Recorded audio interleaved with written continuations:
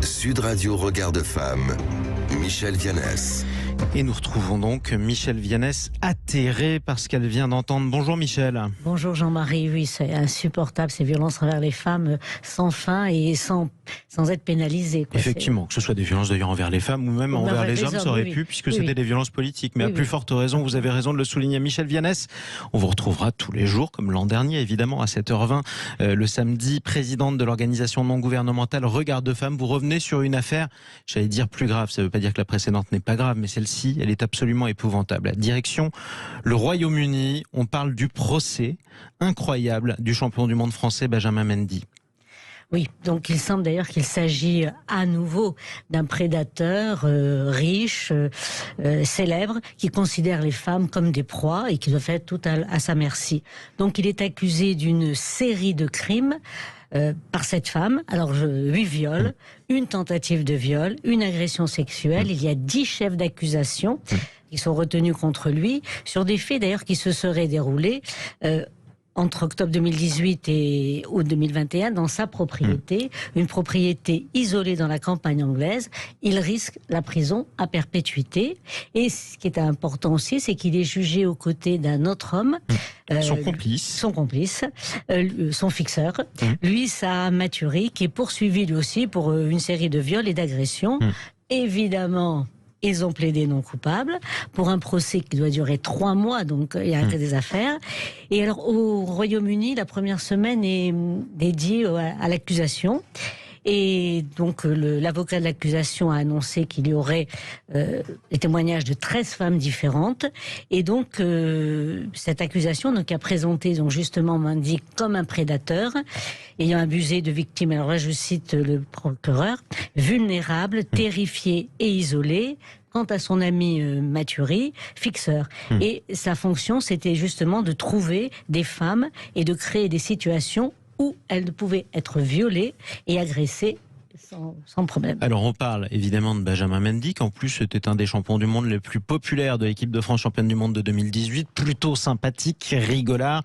Et là on parle en fait d'un homme richissime, extrêmement célèbre, une star mondiale qui attirait des femmes qui se retrouvaient vulnérables chez elle. C'était quoi la stratégie qui a été décrite par ces non pas 5, non pas 6, mais 7, comme vous l'avez dit, accusatrices? Eh bien, les soirées, les 2 hommes donc commençaient la soirée dans des boîtes de nuit ou des clubs et ils voyaient des femmes d'une vingtaine d'années. Ils les repéraient, donc des jeunes femmes. Voilà. Et après, ils les invitaient chez Mendy à la campagne, au sud de la ville.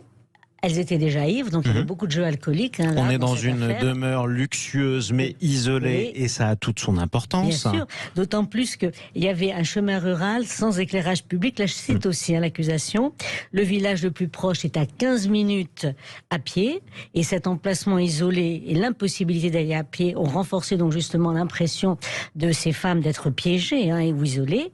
Et en plus, une fois sur place, leur téléphone était confisqué. Officiellement pour ne pas prendre des photos de la vedette, mais en fin de compte pour poursuivre cette idée d'être complètement isolée, cette peur et cette emprise sur ces femmes. Et puis donc, en espérant d'ailleurs qu'elles ne puissent pas appeler au secours si jamais elles se sentaient menacées. Ni photo ni au secours. Et donc elles ne pouvaient pas dire non. Il y avait des situations où elles étaient totalement tétanisées.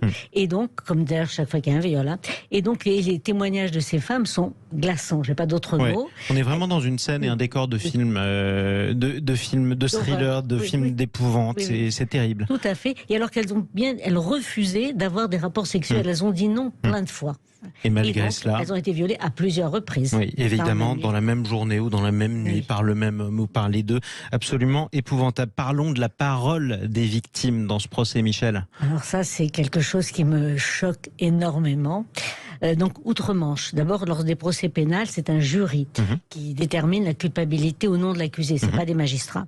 Et les plaignantes, c'est ça où c'est très grave, sont entendues en tant que témoins et non pas, il n'y a pas de partie civile. Nous, nos associations, on est partie civile pour aider ce genre de situation. Et donc, les plaignantes ne sont pas représentées ni accompagnées par des avocats. Et donc, ce qui est stupéfiant d'ailleurs et inique, et elles sont soumises au contre-interrogatoire de l'avocat de l'accusé. Et en outre, depuis 2019 au Royaume-Uni, les enquêteurs peuvent saisir et demander aux victimes un accès à leur téléphone. Et à partir de là, tous les recherches et les échanges qu'elles ont pu faire après sur leur agresseur. Et donc, bien sûr, cette mesure a été décriée par les associations de femmes.